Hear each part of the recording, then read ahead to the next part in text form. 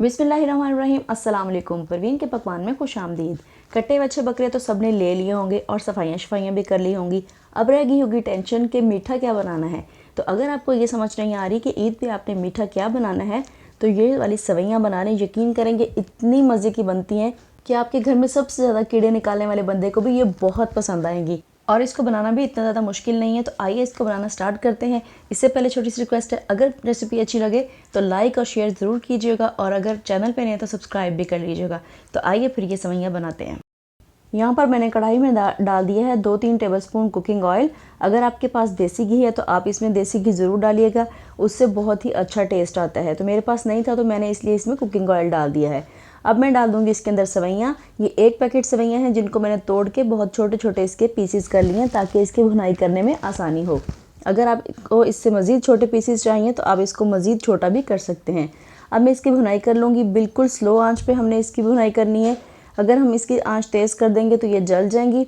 Maximum हमने 2 minute इसकी भुनाई करनी है बिल्कुल स्लो आंच पे।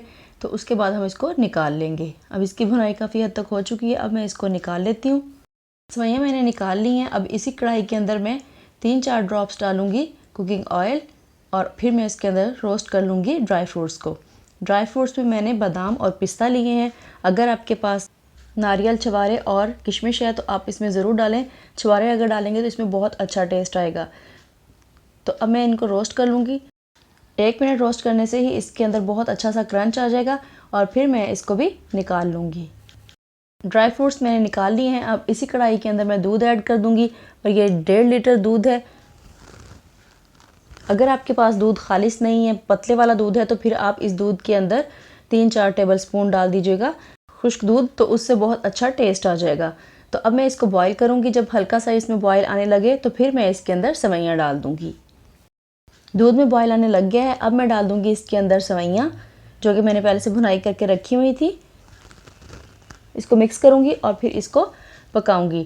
थोड़ी देर ही इसको पकाना है, बहुत ज़्यादा नहीं पकाना, वरना ये बहुत गाढ़ी हो जाएंगी, क्योंकि ठंडा होने के बाद भी इसने गाढ़े होना होता है। तो ये डाल के फिर मैं थोड़ी देर हल्की आंच पे इसको रख दूँगी। और अगर चाहें तो आप इस टाइम पे इसमें ड्राई फ्रूट्स भी डाल दें। अगर आपके घर में सभी ड्राई फ्रूट्स पसंद करते हैं तो आप इसमें डाल दें, वरना फिर आप इसको रख लें, बाद में भी डाल सकते हैं। तो मैं बाद में डालूँगी, तब तक मैं बाकी का काम कर लेती हूँ।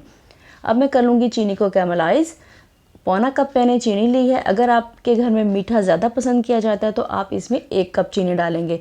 मैंने इसमें 1/4 कप चीनी डाली है। तो अब मैं इसको कैमलाइज़ कर लूँगी।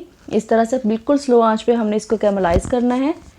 साथ साथ इसको हिलाते जाएंगे, वरना ये जल जाएगी। अगर ये जल गई तो फिर इसमें काफ़ी सारी कड़वाहट आ जाएगी, जो कि सवैयों में बिल्कुल भी अच्छी नहीं लगेगी।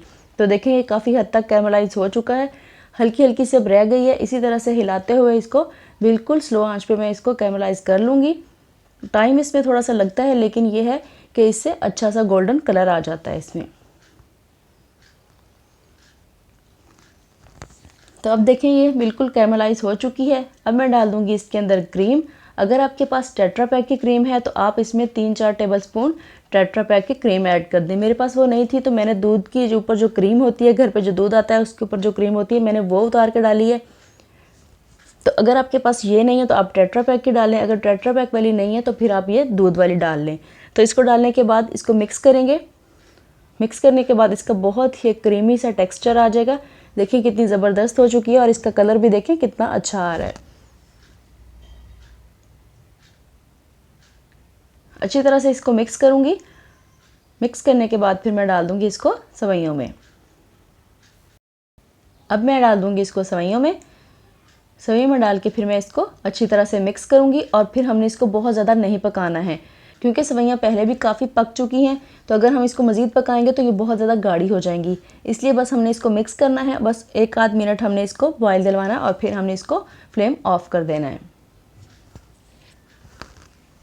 तो देखिए कितना ज़बरदस्त कलर आ चुका है। बहुत ही ज़बरदस्त गोल्डन से कलर की हमारी सवैयाँ रेडी हो चुकी हैं। अगर आप चाहें तो इस टाइम पे इसमें ड्राई फ्रूट्स डाल दें। नहीं पसंद करते तो फिर आप इसको 2 हिस्सों में डिवाइड करें, आधे पे डाल लें और आधे पे नहीं। तो मैंने इसको 2 हिस्सों में डिवाइड करके फिर मैं कुछ इसी तरह से सिंपल रख लूँगी। तो अब इसको मैंने बाउल में शिफ्ट कर लिया है। देखें मैंने इसके ऊपर ड्राई फ्रूट्स लगा दिए हैं, बहुत ही ज़बरदस्त इसकी लुक आ रही है और उससे भी कहीं ज़्यादा इसका टेस्ट अच्छा है। ज़रूर ट्राई कीजिएगा इस रेसिपी को। अगर रेसिपी अच्छी लगी हो तो लाइक कर दें, शेयर कर दें और अगर चैनल पर नहीं तो सब्सक्राइब भी कर लें।